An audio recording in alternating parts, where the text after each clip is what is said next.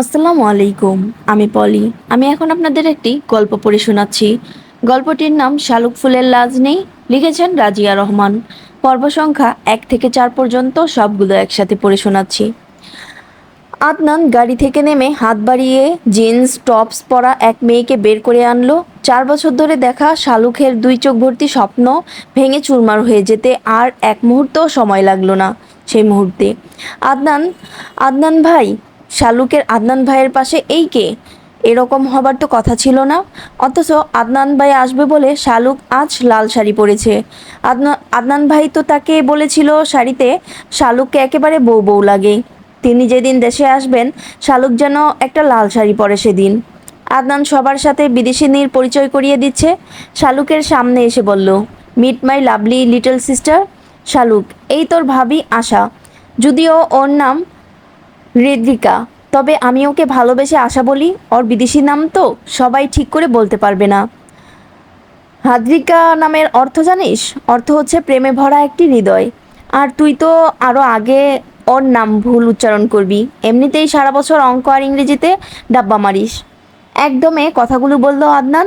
আদনানের কথা শুনে সবাই হেসে উঠল। অপমান, লজ্জায় শালুকের 2 কান লাল হয়ে গেল। শালুক তাকিয়ে দেখে তার নিজের মা বাবা ভাই বোনও হাসছে সবার সাথে তাল মিলিয়ে। এক মুহূর্ত দাঁড়ালো না শালুক সেখানে আর। এক ছুটে ছাদের ছোট্ট খুপড়ি ঘরে গিয়ে লুকালো। ভেতর থেকে কে যেন বিদ্রোহ শুরু করেছে, বারবার বলছে, আদনান তোকে ঠকিয়েছে শালুক, তুই ঠকেছিস। শালুকের বিশাল বাড়িটি 3.5 তলা। একতলায় 15টা রুম। 2 তলার ছাদের অর্ধেক জুড়ে আছে বিভিন্ন ফল ফুলের গাছ, দোলনা, বসার জন্য বেঞ্চি। তার একপাশে 2টা রুমও আছে। আর অন্যদিকে আছে ছোট্ট একটা খুপড়ি। খুপড়ি আর 2টা রুমের মাঝখানে বিশাল খালি জায়গা। খুপড়িটা শালুকের একান্ত ব্যক্তিগত। খুপড়ি ঘরের নীল দরজায় কালো মার্কার পেন দিয়ে বড় বড় অক্ষরে লেখা, শালুকের রাজ্যে আপনাকে স্বাগতম। ভেতরে ঢুকে শালুক শাড়িটি খুলে ফেললো। সালোয়ার কামিজ পরে একটা কাঁচি নিয়ে শাড়িটি অসংখ্য টুকরো করে ফেললো কেটে।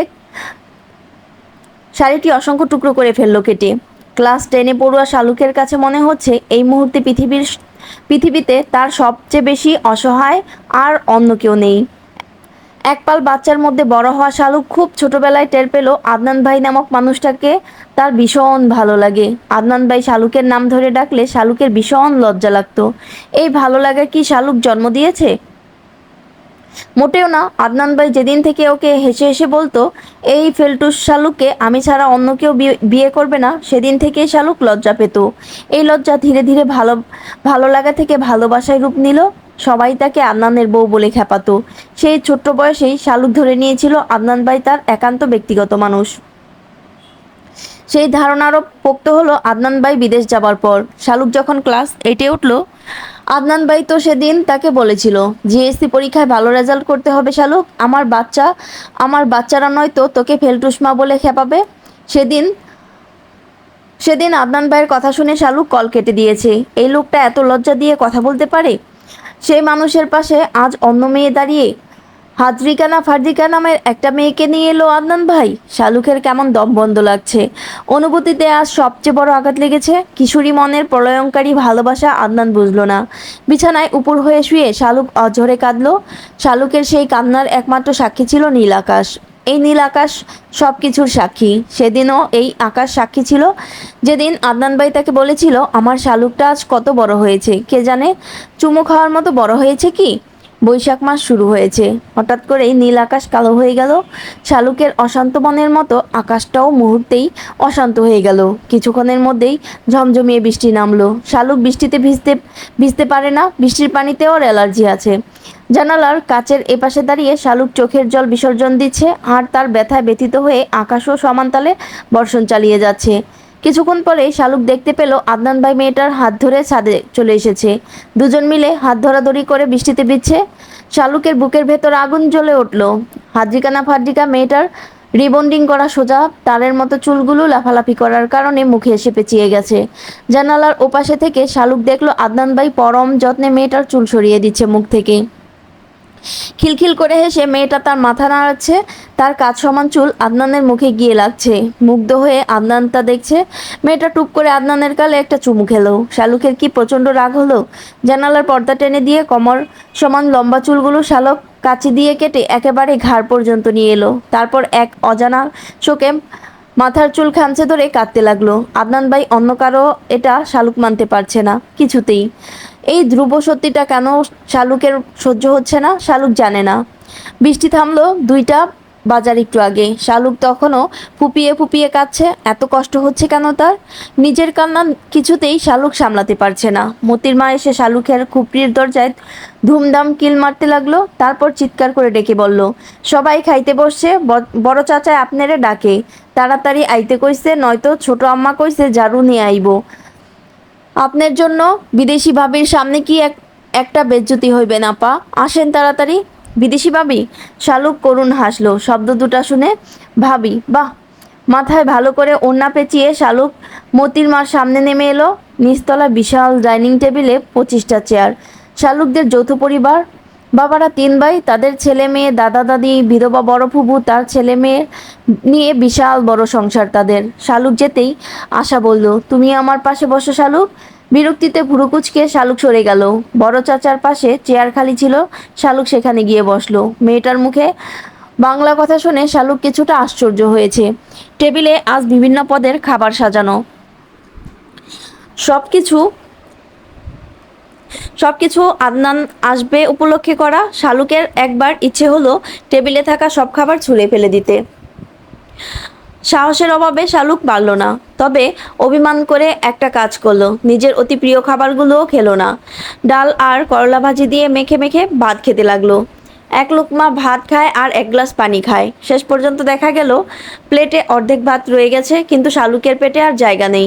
শালুকের মা হাসনা সবাইকে খাবার সার্ভ করছেন। হঠাৎ করে তার নজর গেল মেয়ের দিকে। করলা দেখলেই যে মেয়ে নাক সিটকায়, সে কিনা করলা দিয়ে ভাত খাচ্ছে। অথচ কলিজা বোনা, চিংড়ি ভাজা, ইলিশ মাছের ডিমের পাতুরি এসব তার সামনে রয়েছে। হাসনা মেয়ের দিকে এগিয়ে গিয়ে বললেন, কি ব্যাপার শালুক, এসব কি কি দিয়ে ভাত খাচ্ছিস? শালুক মাথা নিচু করে বলল, খেতে ইচ্ছে করছে না মা, করলা তো কখনো খাই না, তাই আজ একটু চেখে দেখলাম। হাসনা তীক্ষ্ণ দৃষ্টিতে মেয়ের দিকে তাকালো। শালুক কিছু বলার আগে আদনান বলল, ইলিশ মাছের ডিমের পাতুরির বাটিটা এদিকে দাও তো চাচি। আশার আবার মাছের ডিম ভীষণ ফেভারিট। হাসনা মেয়ের পাশ থেকে সরে আশার কাছে এলেন। শালুক ততক্ষণে উঠে চলে গেল। নিজের রুমে গিয়ে বসে রইল ঘূর্ণায়মান ফ্যানের দিকে তাকিয়ে। খাওয়ার পর শাপলা এলো শালুকের রুমে। শালুকের বড় বোন শাপলা বিছানার উপর পা তুলে বসে বলল, কি হয়েছে শালুক, এরকম মনমরা হয়ে বসে আছিস কেন? শালুক চোখের জল আড়াল করে বলল, ভালো লাগছে না আপা। শাপলা মুচকি হেসে বলল, কষ্ট হচ্ছে তাই না শালুক? আশাকে দেখে কষ্ট পাচ্ছিস? শোন শালুক, আদনান ভাই মানুষটাই এরকম, সবার মনকে ক্ষত বিক্ষত করে দেওয়ায় ওস্তাদ। তুই জানিস না শালুক, মেয়েদের মন ভাঙায় আদনান ভাইয়ের জুড়ি মেলা ভার। বড় ফুপুর মেয়ে নয়না আপা আদনান ভাইকে কি ভীষণ ভালোবাসতো। আদনান ভাইও তাকে সায় দিত। সে হচ্ছে ধরি মাছ না ছুঁই পানি টাইপের লোক। ওনার কথা মাথা থেকে ঝেড়ে ফেলে ফেলে দে শালুক। শালুক দাঁত দিয়ে নখ কামড়াতে লাগলো। শাপলা একটু সময় থেমে বলল, আশাকে জানিস শালুক? আদনান ভাইয়ের খালাতো বোন। বড় চাচি সবসময় দেখিস না গল্প করে ওনার এক বোন আমেরিকায় থাকে এটা নিয়ে। আশা ওনার সেই বোনের মেয়ে। আশাকে বিয়ে করলে আদনান ভাইয়ের লাইফ সেটেল হয়ে যাবে। তাছাড়া আশা তার বাবা মায়ের একমাত্র মেয়ে, বুঝিসই তো। চাচা চাচি কেন এত আদর যত্ন করছে। রাজত্ব রাজকন্যা দুটোই পাবে আদনান ভাই। সেখানে তুই কি শালুক, তোর কোনো অস্তিত্ব আছে? শালুকের 2 চোখ আবারও অশ্রু সজল হয়ে গেল। শাপলা বোনকে টেনে টেনে নিল। শব্দ করে না কান্না করলেও শালুক টের পেল আপাও কাচ্ছে তার সাথে।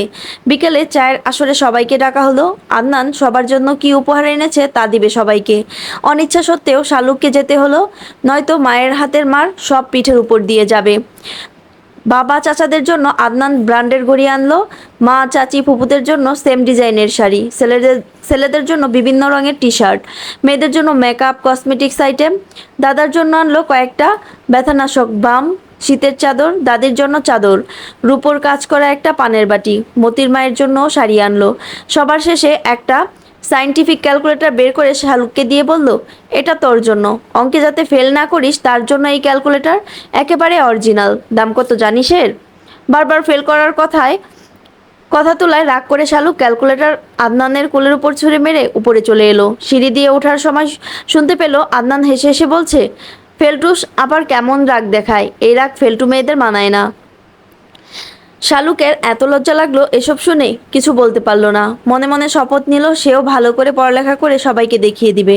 আদনান আসার খবর পেয়ে নয়না রাতেই শ্বশুরবাড়ি থেকে চলে এলো। আদনান তখন আশার হাত ধরে বাড়ির বাইরে বাগানে হাঁটছে। 1 বছরের মেয়ে নিধিকে কুলে নিয়ে নয়না আদনানের সামনে গিয়ে দাঁড়ালো। তারপর হেসে বলল, কেমন আছো আদনান ভাই? নয়নাকে দেখে আদনান ভূত দেখার মতো চমকে গেল। নয়নাকে এই মুহূর্তে আদনান এক্সপেক্ট করে নেই। নয়নার চ্যাপ্টার আমেরিকায় পা দেওয়ার সাথে সাথে আদনান ক্লোজ করে দিয়েছে। শুকনো হেসে আদনান বলল, ভালো আছি নয়না, তুই কেমন আছিস?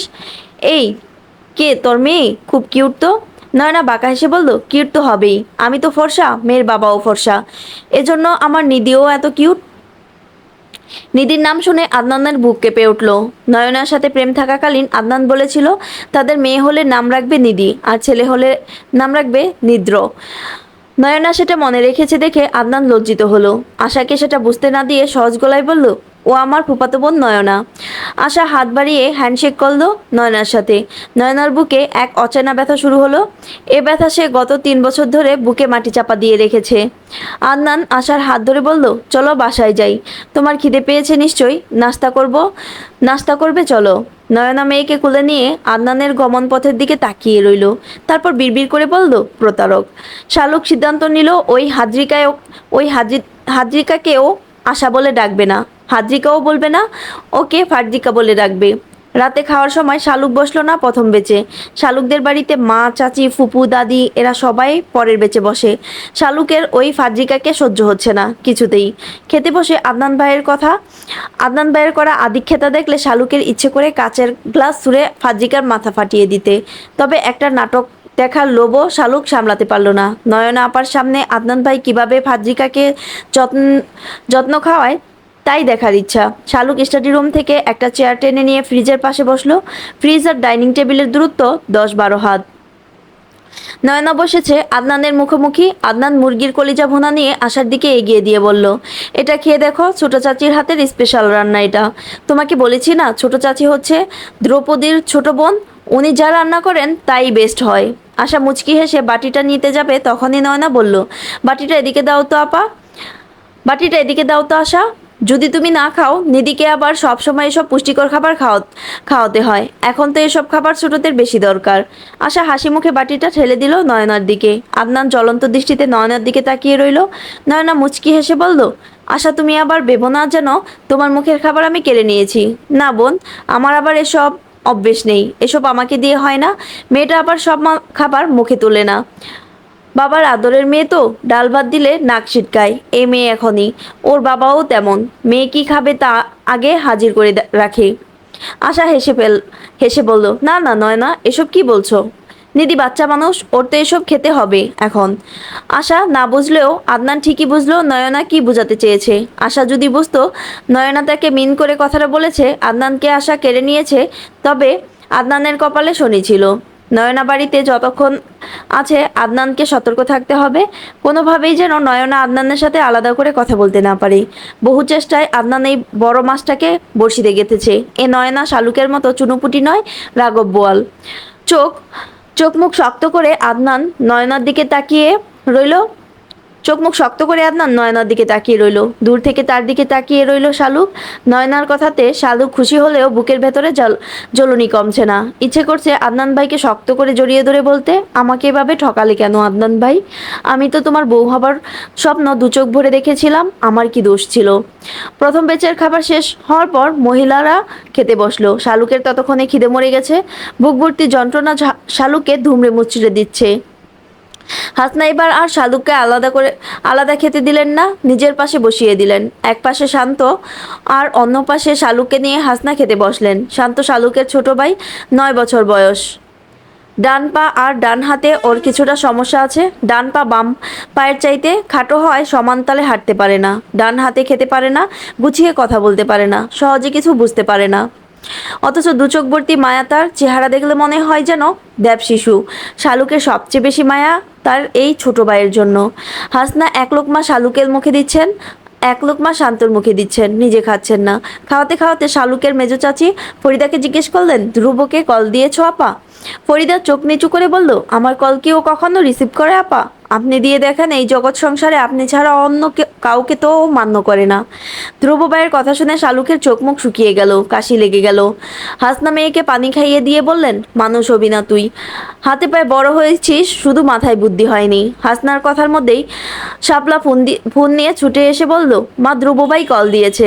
হাসনা বেগমের চোখ মুখ 100 ওয়াটের বাল্বের মতো জলজল করে উঠল। কল রিসিভ করেই বললেন, হ্যাঁ বাবু বল, কেমন আছিস? তোর কথাই বলছিলাম, তোর মায়ের সাথে 1000 বছর বাঁচবি তুই। ওপাশ থেকে গম্ভীর গলায় ধ্রুব বলল, আমি ভালো আছি চাচি, তোমরা সবাই কেমন আছো? আমরাও ভালো আছি বাবা। জানিস তো, আজ সকালেই তোর ভাই এসেছে, খোকা আর ওর বউ, হবু বউ এসেছে আমেরিকা থেকে। বাসায় সবাই আছে, শুধু তুই নেই। আমিও আগামীকাল আসছি চাচি। ক্যাম্পাসে দুই রাজনৈতিক দলের মধ্যে বিরাট ঝামেলা লেগেছে, মারামারি ভাঙাভাঙি চলছে হরদম। বিশ্ববিদ্যালয় অনির্দিষ্টকালের জন্য বন্ধ, এমনকি হলও বন্ধ করে দিয়েছে। এবার আর না এসে পারছি না বাসায়, রাতের ট্রেনেই উঠছি, সকাল সকাল বাড়ি পৌঁছে যাব।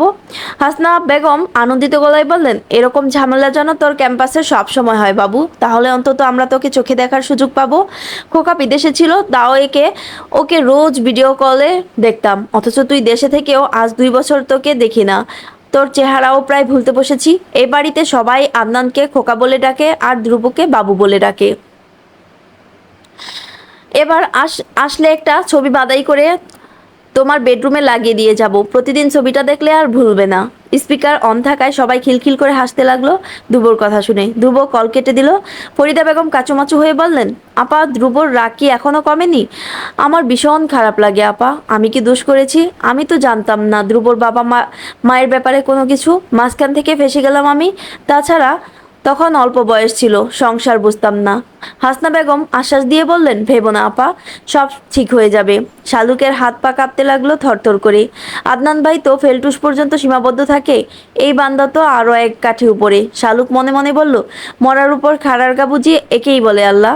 হাসনা বেগম মতির মাকে ডেকে বললেন, ধ্রুবর ঘর সবগুলো গুছিয়ে ফেলতে হবে রাতের মধ্যেই। ছাদের রুমটা তুমি পরিষ্কার করো, আমি ওর বেডরুম আর স্টাডি রুম গুছিয়ে ফেলছি। মতির মা চোখ মুখ করুণ করে বলল, আম্মা এখন আমাদের যদি কন একটা সুতা আইনা দিতে, আমি তাও আনতে পারবো না। স্টার জলসায় অক্ষণ আমার সিরিয়াল দেখানোর সময়, এখন আমারে ডিস্টার্ব দিয়েন না। হাসনা বেগম জানেন এখন মতির মাকে দিয়ে কিছু করানো যাবে না। পানের বাটা কুলে নিয়ে শালুকের দাদি সিতারা বেগমের রুমে যাবেন, তারপর ওনার হাতে পায়ে মালিশ করবেন আর দুজন মিলে সিরিয়ালের 14 গোষ্ঠী উদ্ধার করবেন। হাসনা বেগম মেয়েদের দিকে তাকিয়ে বললেন, তোরা দুজনে ছাদের রুমটা গুছিয়ে ফেল গিয়ে, কতদিন পর ছেলেটা আসবে। শালুক মুখ বাঁকালো। শাপলা তাৎক্ষণিক রাজি হয়ে গেল। দুই বোন ছাদে গিয়ে ধ্রুবর রুমটা গুছাচ্ছে। শালুক কাজের চাইতে অকাজ বেশি করছে। এই যেমন ধ্রুবর সবগুলো মেডেল এলোমেলো করে রাখছে, টেবিলের উপর থাকা ধ্রুবর বই যেভাবে সাজানো ছিল শালুক সেগুলো এদিক সেদিক করে রাখছে।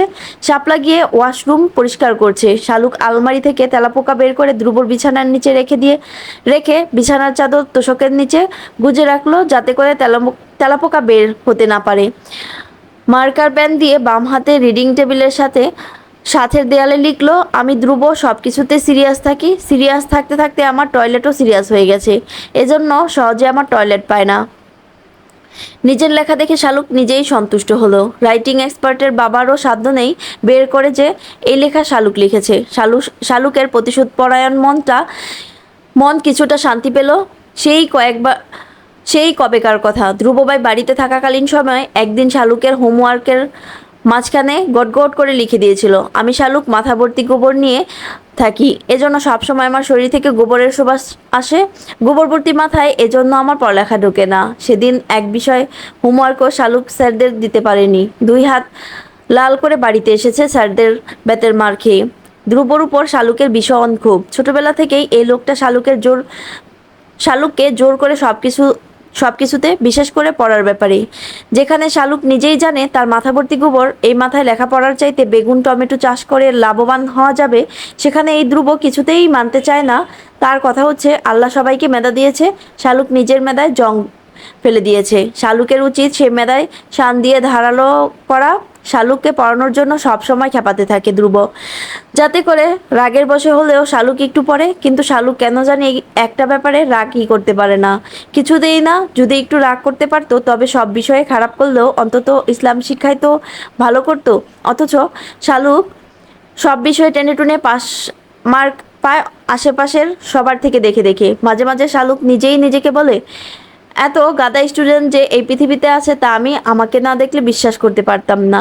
প্রাউড ফিল করছি নিজেকে নিয়ে। শাপলা এসে দেখে শালুক তেমন কিছুই করেনি। রাগে গজগজ করতে করতে শাপলা সোফা মুছলো, সেন্টার টেবিল মুছলো, ছোট ফ্রিজটা মুছলো। শালুককে কড়া গলায় বলল, জলদি করে বাইরের আলমারিটা মুছে ফেল শালুক, তারপর সবগুলো ক্রেস্ট মুছবি। শাপলা একটা চেয়ার টেনে নিয়ে দেয়ালে লাগানো ধ্রুবর মা দীপালির ছবিটা নামিয়ে আনলো। তারপর কিছুক্ষণ একদৃষ্টিতে তাকিয়ে থেকে বলল, দেখো শালুক, তোর আর চাচির ছবির মধ্যে কত মিল রয়েছে। শালুক চাচির ছবি দেখে কেঁপে উঠল। শালুকের নাকের গড়ন মেজো চাচির মতোই। ভয়র্ত স্বরে শালুক বলল, আপা, ছবিটা এখানে লাগানো কি ঠিক হয়েছে? কে লাগালো এখানে? কবে লাগালো? শাপলা মাথা নেড়ে বলল, কি জানি শালুক, আমি তো জানি না। এই ঘরে আজকেই তো এলাম, দেয়ালে লাগানো দেখে পরিষ্কার করতে নামিয়েছি। শালুকের ভীষণ ভয় হলো। ধ্রুবভাই নিজের মায়ের ছবি দেখলে কেমন রিয়েক্ট করবেন কে জানে। ফিসফিস করে শালুক বলল, ছবিটা লুকিয়ে রাখা পা। ধ্রুবভাই রাগ করে বাড়ি থেকে চলেও যেতে পারে। শাপলা একটুক্ষণ ভেবে বলল, এমনও তো হতে পারে মায়ের ছবি দেখলে ধ্রুবভাইয়ের রাগ কমবে। অনেক বছর তো হলো, এখনো কি সেই রাগ পুষে রেখেছে নাকি? শালুক কোনো কথা বলতে পারল না, তবে বুকের ভেতর কেমন ভয়ের শিহরণ বইতে লাগলো। শালুকের এই ভয় একটু পরেই যন্ত্রণায় রূপ নিল, যখন দেখলো আদনান ভাই আর ফারদিকা ছাদে এসে হাত ধরাধরি করে হাঁটছে। শাপলা আর শালুক দুজনেই ধ্রুবর রুম থেকে বের হয়ে এলো। ধূপধাপ পা ফেলে শালুক চলে গেল। নিজের রুমের সামনে গিয়েও শালুক থেমে গেল। বেহায়া মনটা বারবার বলছে, চোরের মতো গিয়ে উকি দিয়ে দেখতে এরা ছাদে কি করছে। এই ফাজিকা কি আদনান ভাইকে আবারও চুমু খাচ্ছে? শালুকের ভীষণ কষ্ট হলো এটা ভাবতেই। লজ্জা শরমের মাথা খেয়ে সকল ম্যানার ভুলে গিয়ে শালুক পা টিপে টিপে ছাদের দিকে গেল। ছাদের দরজার আড়ালে দাঁড়িয়ে তাকিয়ে দেখলো দুজনেই দোলনায় বসে দোল খাচ্ছে। দুজনের হাতে দুটো সিগারেট জলজল করছে আবছা অন্ধকারে। চমকে উঠল শালুক, এই ফাজিকা মেয়েটা ধূমপান করে? এও সম্ভব? আদনান ভাই এরকম একটা মেয়েকে বউ করতে চাচ্ছে? আদনান ভাইয়ের রুচি এতটা খারাপ? শালুক আর দাঁড়াতে পারল না, ছাদে নিচে নেমে এসে নিজের রুমে বসে ভাবতে লাগলো। শালুকের ছোট্ট জীবনে শালুক এতটা অবাক আর হয়নি। ছেলেরা ধূমপান করে এই ব্যাপারটা শালুকের যেখানে মেনে নিতে আপত্তি, সেখানে ফাজিকার ধূমপান করাটা শালুকের কাছে রীতিমতো অষ্টম আশ্চর্য। ঘুমানোর সময় একটা মজার ব্যাপার ঘটে গেল। শালুক এসেছিল বড় চাচির কাছে চুল বাঁধতে। এসে দেখে চাচি আদনান ভাইয়ের রুমে, ফারদিকা আদনান ভাইয়ের রুমে গিয়ে শুয়ে পড়ল। আদনানের মা আদিবা বেগম বঞ্জিকে ফিসফিস করে বললেন, এটা বাংলাদেশ আশা, এখানকার কালচার অন্যরকম। সবাই কি মনে করবে? তোরা এখনই একসাথে এক বিছানায় থাকলে তুই আয়, তোর জন্য আমি অন্য একটা রুম গুছিয়ে রেখেছি সকালেই। আশা হতভম্ব হয়ে বলল, এটা কেমন কথা আন্টি? আমি আর আদনান কেউই অবুঝ নই। আমেরিকাতেও আমরা প্রায় সময় এক বেডে থাকতাম, তখন তো কোনো প্রবলেম হতো না। এখানে কিসের প্রবলেম আন্টি? আদনান মায়ের সামনে লজ্জা পেল কিছুটা। তারপর আশাকে নানা ভুজুং বাজুং বুঝিয়ে বলল, please Asha, try to understand babe.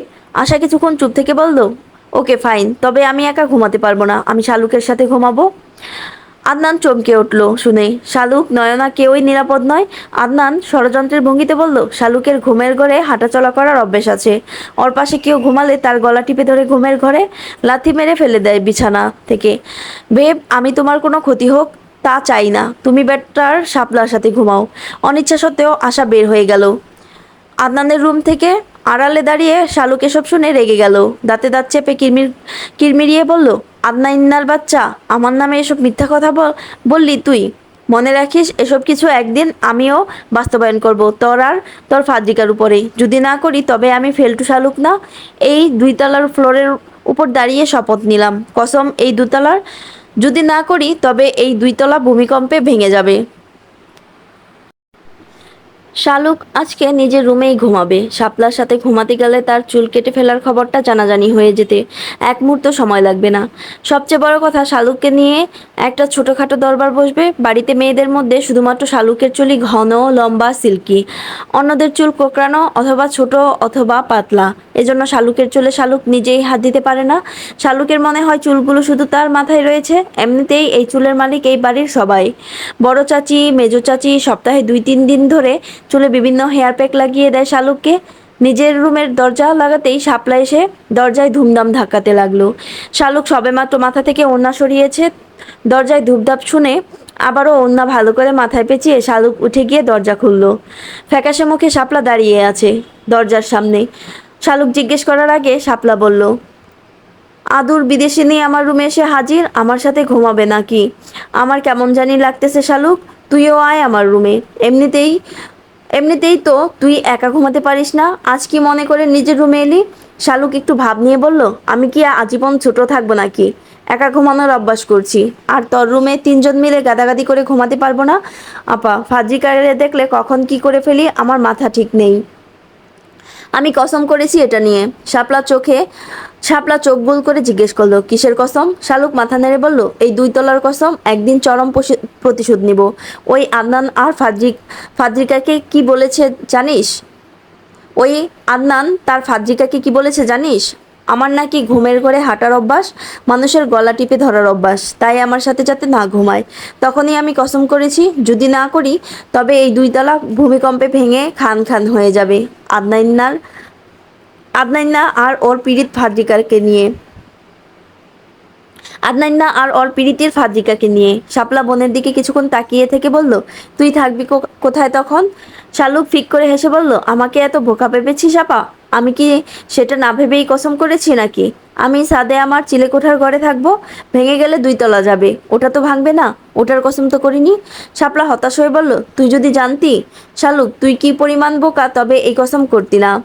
শালুক রেগে গিয়ে বলল, যা ভাগ এখান থেকে, আসছে আমার বুদ্ধিজীবী। শাপলা হতাশ হয়ে চলে গেল নিজের রুমের দিকে। দরজা বন্ধ করে শালুক বিছানায় পিঠ লাগাতেই রাজ্যের ক্লান্তি এসে ভর করল শালুককে।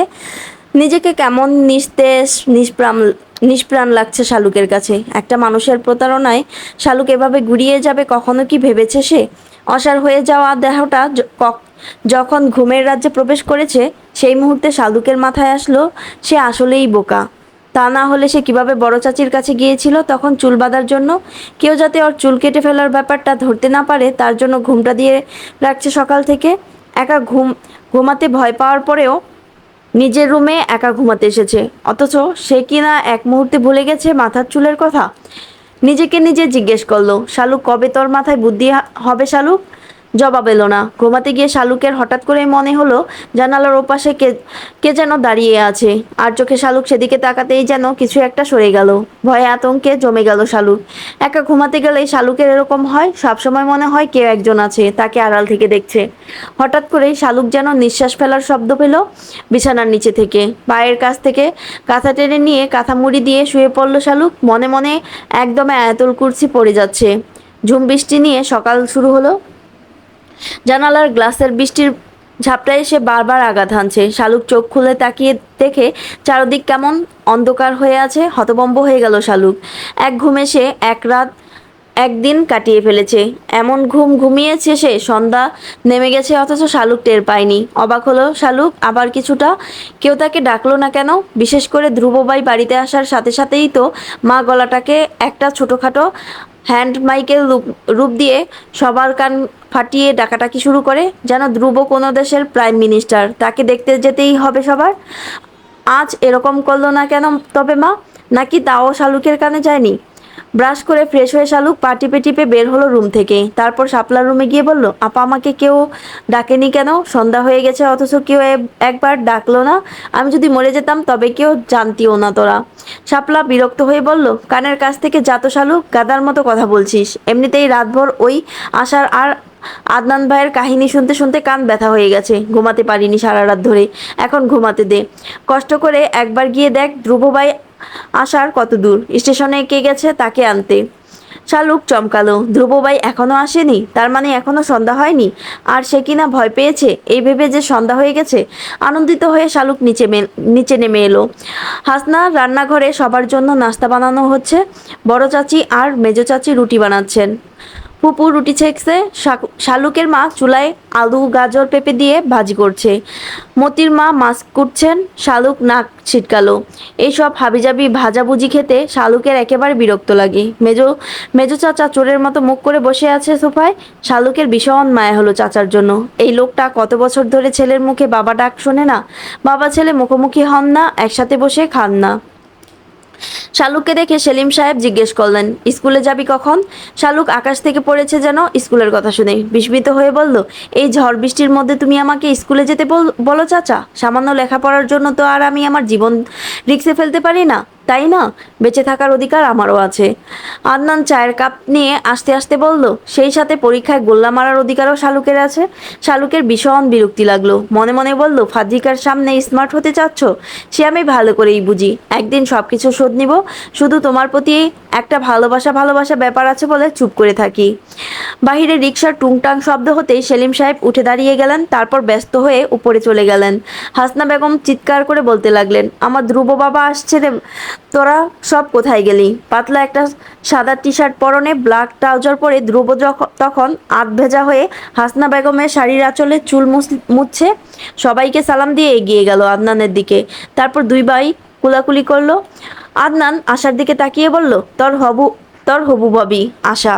আর আশা, এই তোমার বড় দেবর ধ্রুব। আশা বিড়বিড় করে বলল, হ্যান্ডসাম। শাপলা ততক্ষণে সেজেগুজে হাজির হয়ে গেল নিচে। ধ্রুবর পাশে দাঁড়িয়ে বলল, কেমন আছো ধ্রুব ভাই? ধ্রুব মুচকি হেসে বলল, ভালো আছি। তোরা সবাই কেমন আছিস? শাপলা গাল ফুলিয়ে বলল, এতদিনে মনে পড়লো। কিছু না বলে ধ্রুব হাসলো। শালুক ঘুমটা টেনে দিয়ে বসে রইল শক্ত হয়ে। ধ্রুব কাঁধ থেকে ব্যাগ খুলে শালুকের দিকে ছুড়ে দিয়ে বলল, ভাব বেড়ে গেছে নাকি তোর? সবাই আমার সাথে কথা বলছে আর তুই ভাব নিয়ে বসে আছিস এখানে? আমার ব্যাগটা রুমে নিয়ে রেখে আয়। ব্যাগের সব কাপড় চোপড় সুন্দর করে গুছিয়ে রাখবি আমার আলমারিতে। ভাঁজ যেন না ভাঙে। শালুক, আই রিপিট, ভাঁজ যেন না ভাঙে। তাহলে তোকে দিয়েই আয়রন করাবো, মনে রাখিস। শাপলা বলল, আমাকে দাও, আমি রেখে আসি। চোখ লাল করে ধ্রুব তাকালো শাপলার দিকে। তারপর বলল, তোকে আমি বলেছি। শাপলা নিবে গেল ধ্রুবর চোখ রাঙানো দেখে। ধ্রুব রুমে গিয়ে সব কাপড় বের করে শালুক সব দলা মোচড়া করলো। প্রথমে সবগুলো ভাঁজ নষ্ট হবার পর এলোমেলো করে সবকিছু আলমারিতে গাদাগাদি করে রাখলো। ব্যাগের উপরের চেন খুলতেই শালুক অবাক হলো। ভেতরে একটা শপিং ব্যাগে প্লাস্টিকের ফুলের বিভিন্ন রঙের কয়েকটা গাজরা, নানান ডিজাইনের হেয়ার ব্যান্ড, একটা চিরকুটে লেখা কেশবতীর জন্য। শালুক মুখ বাঁকিয়ে বলল, তলে তলে টেম্পু চলে, আমরা বললেই হরতাল। নিচে আসতেই দেখে সবাই খেতে বসেছে। মেজো চাচা নেই শুধু। শালুক আসতেই ধ্রুব বলল, তোর চাচাকে বল খেয়ে যেতে। আমি পরে ছোট চাচির সাথে খাবো। উনি আর ওনার স্ত্রী যেন খেয়ে আমার সামনে থেকে বিদায় হয়। শালুকের বড় চাচা আজাদ সাহেব বললেন, ধ্রুব বাবা, এখনো এসব ধরে বসে থেকে কি লাভ? শুধু শুধু বাবা ছেলের মধ্যে। আজাদ সাহেব কথা শেষ করতে পারলেন না। ধ্রুব কঠোর স্বরে বলল, এ ব্যাপারে আমি কারো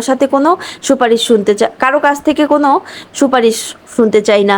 আজাদ সাহেব থেমে গেলেন। শালুকের বাবা ফয়েজ আহমেদ একটা নিঃশ্বাস ফেলে খাওয়ায় মনোযোগ দিলেন। ধ্রুব গিয়ে দাদার রুমে বসে রইল। নাস্তা শেষ করে ধ্রুবর দাদা রশিদ সাহেব নাতির পাশে এসে বসলেন। তারপর নরম স্বরে বললেন, আমাকে মাফ করে দিস দাদাভাই।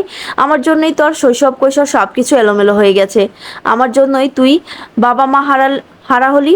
ধ্রুব হেসে বলল, তোমার কোনো দোষ নেই দাদা, এসব ভেবে তুমি আপসেট হয়েও না। দাদার রুম থেকে বের হয়ে ধ্রুব সাদের দিকে গেল। সাদের নিজের রুমে ঢুকে বেশ বড়সড় একটা ধাক্কা খেলো ধ্রুব। দেয়ালে দীপালি নামক মহিলার একটা ছবি ঝুলছে। মুহূর্তেই ধ্রুব ক্রোধান্বিত হয়ে গেল। ছবিটি নামিয়ে সোজা নিচতলায় গেল। সবাই তখনও ডাইনিং টেবিলে বসে খাচ্ছে। আচমকা ধ্রুব ছবিটি আছড়ে ফেলল ফ্লোরে। মুহূর্তের মধ্যে শত খণ্ড বিখণ্ড হয়ে গেল। ফ্রেমের সব কয়েকটা কাজ কুড়িয়ে নিয়ে ধ্রুব আবারও ভাঙল। ফলস্বরূপ নিজের দুই হাত কেটে গেল কিছুটা। চিৎকার করে ধ্রুব বলল, এই কাজ কে করেছে? আমার অপছন্দ জেনেও কে এই কাজ আবারও করেছে? ছোট চাচি। এই ছবি আমার ঘরে কেন লাগানো হলো? হাসনা নিজেও জানে না কে লাগিয়েছে, কিন্তু ধ্রুবকে এভাবে রাখতে দেখে বললেন, বাবা মাথা গরম করিস না, আমি লাগিয়েছি বাবা, আমার ভুল হয়েছে, আর হবে না এরকম। ফুসফুস করে নিঃশ্বাস ফেলে ধ্রুব বলল, শুধু তুমি বলে আজ আমি থেমে গেলাম, এই কাজ আর করো না চাচি, নয়তো নয়তো ধ্রুবকে চিরতরে হারিয়ে ফেলবে। এখন তো তুমি আছো বলে তোমার টানে ফিরে আসি, এরপর আমাকে আর খুঁজে পাবে না। তারপর হনহনিয়ে দোতলায় নিজের রুমে চলে গেল ধ্রুব। রান্নাঘরে দাঁড়িয়ে ফরিদা থরথর করে কাঁপছে। হাসনা তার দিকে তাকাতেই ফরিদা বলল, আমার ভুল হয়ে গেছে আপা।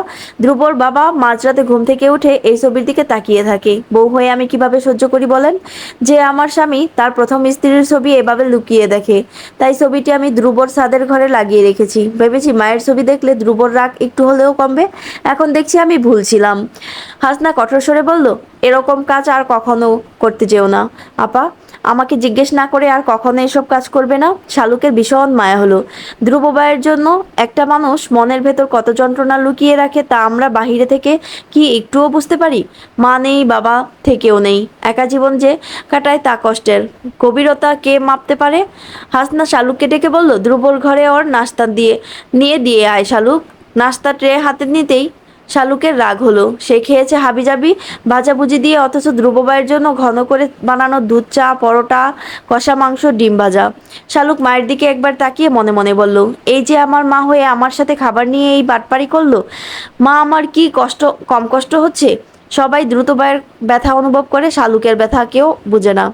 অভিশাপ দিলাম ধ্রুববাইকে, এই খাবার খাওয়ার পর তার পেট খারাপ করুক, যাতে বাথরুমেই তার থাকার ব্যবস্থা হয়, স্যালাইন ছাড়া আর কিছুতেই যাতে খেতে না পারে। ধ্রুব পকেট থেকে একটা মাউথ অর্গান নিয়ে বাজাতে বসলো। নীল রঙের এই মাউথ অর্গান ছিল ধ্রুবর বাবা মা থেকে পাওয়া শেষ উপহার। যখনই ধ্রুবর কষ্ট হয় ভীষণ, ধ্রুব এই মাউথ অর্গান বাজায়। মাই তো তাকে শিখিয়েছিল মাউথ অর্গান বাজাতে। মায়ের কথা ভাবতেই ধ্রুবর কেমন বুক চিনচিন করে ব্যথা হয়।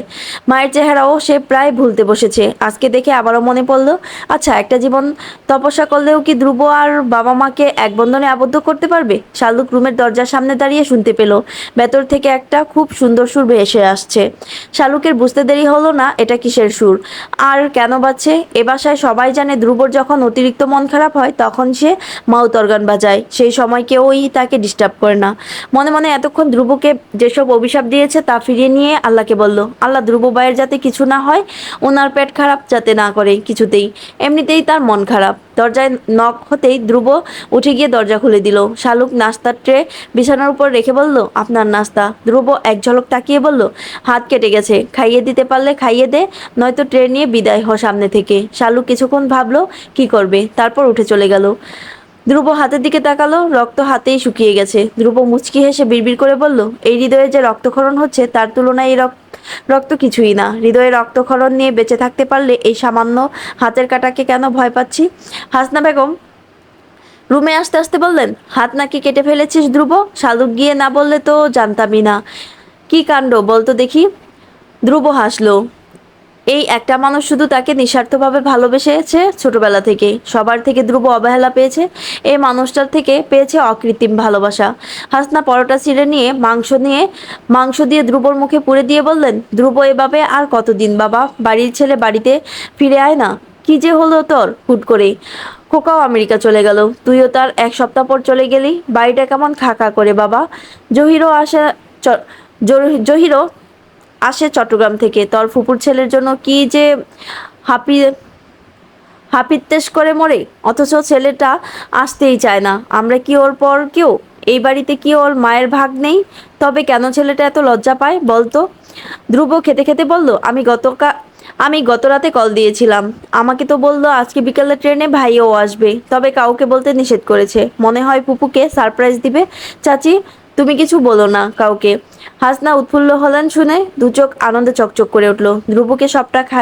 খাইয়ে বের হয়ে সবটা খাইয়ে বের হয়ে গেলেন হাসনা। শালুকের বড় চাচি আদিবা পাকা কলা, ডিম, অ্যালোভেরা জেল মিশিয়ে কি একটা হেয়ার প্যাক বানিয়ে শালুককে ডাকছে। শালুক একটা হিজাব নিয়ে হিজাব পিন দিয়ে ভালো করে হিজাব বেঁধে নিচে নামলো। আদিবা চেয়ারে বসলেন, সামনে একটা মোড়া রাখা। শালুকের অন্তরাত্মা কেঁপে উঠলো। এক দৌড়ে নিজের রুমে যেতে নিতেই ধ্রুবর সাথে ধাক্কা লাগলো। বিরক্ত হয়ে ধ্রুব বলল, ষাঁড়ের মতো ছুটছিস কেন? নিচ থেকে আদিবা বেগমের ডাক শোনা গেল আবারও। ধ্রুব জিজ্ঞেস করলো, বড় চাচি ডাকছে যে, কানে যায় না? ওদিকে না গিয়ে রুমের দিকে যাচ্ছিস কেন? শালুক চুপ করে রইল। কোনো মতে এখন ঝগড়া করা যাবে না। ধ্রুব যদি কোনো মতে জানতে পারে শালুকের চুল নেই, তবে আর শালুকের কপালে শনি আছে। মনে মনে দোয়া ইউনুস পড়তে লাগলো। আল্লাহকে বলল, ইউনুস নবীকে তুমি মাছের পেট থেকে উদ্ধার করেছ। আল্লাহ, আমাকে আজকে এই বিপদ থেকে উদ্ধার করো। শালুককে চুপ থাকতে দেখে ধ্রুবর সন্দেহ হলো। শালুক তো মনোব্রত করার মেয়ে নয়, তবে সে চুপ করে আছে কেন? শালুকের হাত ধরে টেনে ধ্রুব নিচের তলার দিকে নামতে লাগলো। শালুক গলা ফাটিয়ে চিৎকার করতে লাগলো।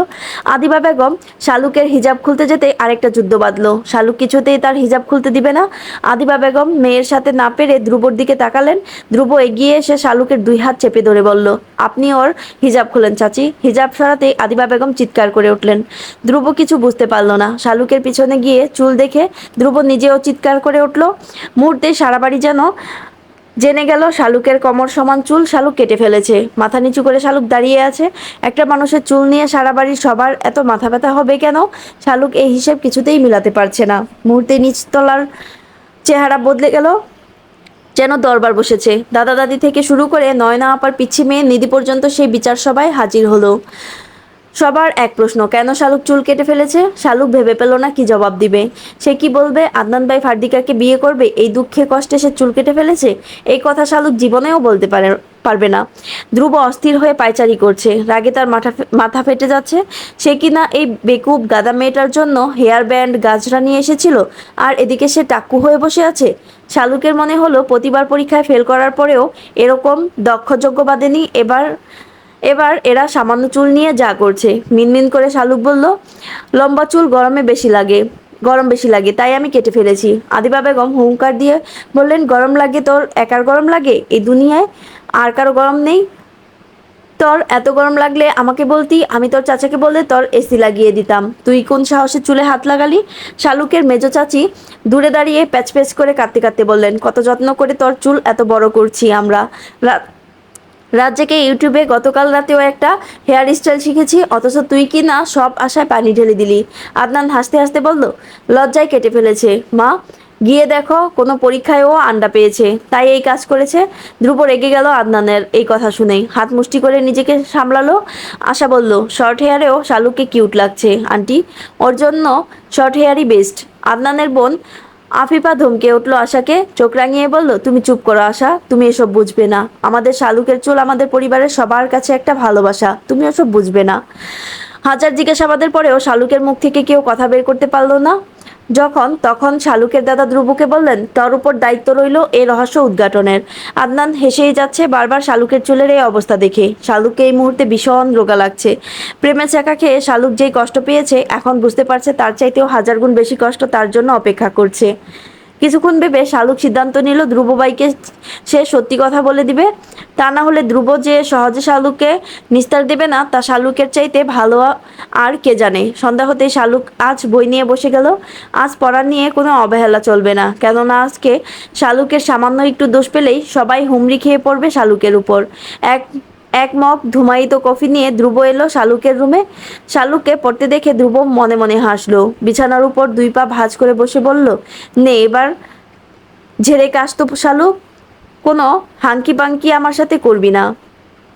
শালুক মাথা নিচু করে বলল, আমি সরি ধ্রুব ভাই, আমার আসলে মাথা ঠিক ছিল না, প্রচণ্ড রাগে আমি এরকম করে ফেলেছি হুট করে। ধ্রুব ভ্রু নাচিয়ে জিজ্ঞেস করলো, রাগের কারণ কি? শালুকের দুই চোখ জলে টইটুম্বুর হয়ে গেল মুহূর্তেই। একটু হাওয়া দিলেই কচু পাতার জলের মতো টুপ করে পড়ে যাবে। যন্ত্রণায় মাথা চাড়া দিয়ে উঠলো আরও একবার।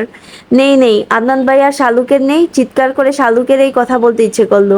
তবুও আস্তে করে বলল, আদনান ভাই আমাকে এভাবে ঠকালো কেন? আমি কি দোষ করেছি? উনি তো আমাকে ভালোবাসতেন, তবে কেন এখন রূপ পাল্টালেন বলেন? আমি তো এক বুক আশা নিয়ে আদনান ভাইয়ের দেশে ফেরার অপেক্ষায় ছিলাম, অথচ উনি ফিরে এলেন সাথে হবু বউ নিয়ে। আমার তখন মাথা ঠিক ছিল না, আর নিজেকে মনে হয়েছে পৃথিবীর সবচেয়ে অসহায়, কাউকে কিছু বলতে পারিনি আমি, তাই আমি রাগের মাথায় এরকম করে ফেলেছি। ধ্রুব যেন হতভম্ব হয়ে গেল শালুকের এসব কথা শুনে। মাথার ভেতর আবারও মাথাচাড়া দিয়ে উঠেছে তার রাগ। নিজেকে সংযত করে অবাক দৃষ্টিতে শালুকের দিকে তাকিয়ে বলল, আদনান ভাই তোকে কখনো ভালোবাসি বলেছে শালুক? শালুক চমকে গেল এই প্রশ্ন শুনে। আদনান ভাই তো তাকে কখনো এরকম কিছু বলেনি। মাথা নেড়ে বলল, না বলেনি। ধ্রুব জিজ্ঞেস করলো, তোকে কখনো বলেছেন উনি যে তোকে ছাড়া বাঁচবে না, তোকে না পেলে মরে যাবে? সিনেমায় দেখিস না নায়কেরা যেরকম বলে নায়িকাদের? শালুক কিছুক্ষণ ভাবলো। আদনান ভাই তাকে বউ বলে ডাকতো ঠিকই, তবে এরকম কথা তো কখনো বলেনি। আবারও মাথা নেড়ে শালুক বলল, না বলেনি কখনো। ধ্রুব যেন হাঁপ ছেড়ে বাঁচলো। তারপর বলল, তাহলে তুই কোন দিক থেকে ভেবে নিলি উনি তোকে ভালোবাসেন? শালুক উত্তর দিতে পারল না সহসা। কিছুক্ষণ চুপ থেকে বললেন, তাহলে কেন উনি আমাকে বউ বলতেন? কেন বলতেন? তার ভবিষ্যৎ বাচ্চার আম্মু দেশে আসার আগেই তো যখন আমার সাথে কথা হয়েছিল আমাকে বলেছিলেন যে আমার জন্য একটা সারপ্রাইজ আছে। এসব কি পজিটিভ সাইন নয়? ভালো যদি না বাসেন তবে কেন এসব বলতেন? ধ্রুব নিঃশ্বাস ফেলে বলল, আদনান ভাই এরকমই, ছোটবেলা থেকেই উনি তোকে এভাবে বলতেন। তোর বয়স কম, আবেগ বেশি, তুই টিন এজের মেয়ে, এটা ওটা মাথায় রাখা উচিত ছিল। এটা ওনার মাথায় রাখা উচিত ছিল। হয়তো উনি কিছুটা মজা নিতে চেয়েছেন তোর সাথে। কিছু মানুষ থাকে যারা মেয়েদের সাথে এসব মজা নিয়ে আনন্দ পায়। ব্যাপারটা যেভাবেই হোক, উনি তোর সাথে এভাবে কথা বলায় তুই ব্যাপারটা অনেক দূর পর্যন্ত ভেবে ফেলেছিস। এখানে আসলে দোষ নয়, দোষ তোর নয় শালুক, তোর এজটাই এরকম। কেউ একটু ইমোশনাল কথা বললে এই বয়সী মেয়েরা তখন নানা রকম স্বপ্ন দেখতে থাকে। এজন্য বিপরীত মানুষটার উচিত এই ব্যাপারে সতর্ক হওয়া। তার একটু ভুলে এইরকম অনেক মেয়ে অনেক বড় ভুল করে ফেলে। তুই আসলে যেটাকে ভালোবাসা ভেবে কষ্ট পাচ্ছিস সেটা কোনো ভালোবাসা নয়, এটাও একটা আবেগ। তোর তোর ব্যাপারটা আসলে হচ্ছে তোর অবচেতন মন আদনান ভাইকে পছন্দ করে, সেই ভালো লাগাকে তুই ভালোবাসা ভেবে বসে আছিস। প্রিয় নায়কের প্রেমের কথা, বিয়ের কথা শুনলে মানুষ যেমন কিছু সময়ের জন্য কষ্ট পায়, তুইও তাই পাচ্ছিস শুধু। আদনান ভাই তোর শুধুমাত্র পছন্দের একজন মানুষ, এর বেশি কিছু না। আদনান ভাইকে যদি তুই সত্যি ভালোবাসতি তবে তার সামনে এভাবে ঠিক থাকতে পারতি না। হাজরিকাকে দেখেও এভাবে চুপ থাকতে পারতি না। ভালোবাসা হলেও প্রিয় মানুষের পাশে অন্য কাউকে সহ্য করা যায় না শালুক। এই যে আজ দুদিন হয়ে গেল, তুই কি একবারও আদনান ভাইকে দেখে তার বুকে ঝাঁপিয়ে পড়ে বলতে পেরেছিস তুই তাকে ভীষণ ভালোবাসিস? পারিসনি তো। আমি তোকে বকবো না আজ, কাউকে কিছু বলবো না। আজ তোকে পড়তে হবে না, তুই নিজেই ঠান্ডা মাথায় বসে ভেবে দেখ, এটা তোর সত্যিকারের ভালোবাসা নাকি একতরফা ভালো লাগা? আর সারপ্রাইজের কথা বলছিস, এই যে আমাদের জন্য ভাবি নিয়ে এসেছে, এটাই তো সারপ্রাইজ। ধ্রুব উঠে চলে গেল শালুকের রুম থেকে। তারপর থেকে শালুক ভাবতে লাগলো, ভেবে দেখলো আসলেই তো ধ্রুববাই ঠিক বলেছে। সে তো এভাবে ভেবে দেখেনি। নিজের ভাবনা ভাবতে গিয়ে শালুকের মোটা মাথায় অন্য একটা ভাবনা এলো। ধ্রুববাই এসব ব্যাপারে এত কিছু কিভাবে জানলো? ধ্রুবের রুমে গিয়ে শালুক জিজ্ঞেস করলো, তুমি এত কথা কিভাবে জানো ধ্রুববাই? তুমিও কি কাউকে ভালোবাসো নাকি? ধ্রুব চোখ জোড়া লাল করে চোখ জো- ধ্রুব চোখ লাল বড় করে তাকাতে শালুক ভেঙচি দিয়ে বলল, আমি কিন্তু সব জানি, দেখেছিও। কোনো ক্যাশবতীর জন্য যে গিফট এনেছো সব আমি দেখেছি। ধ্রুব হেসে উঠে বলল, ঠিকই জানিস, আমারও একটা ক্যাশবতী আছে যাকে আমি ভীষণ রকম ভালোবাসি। এবার ভাগ এখান থেকে। এই ছিল শালুক ফুলের লাজ নেই 1 থেকে 4 পর্যন্ত সবগুলো পর্ব একসাথে।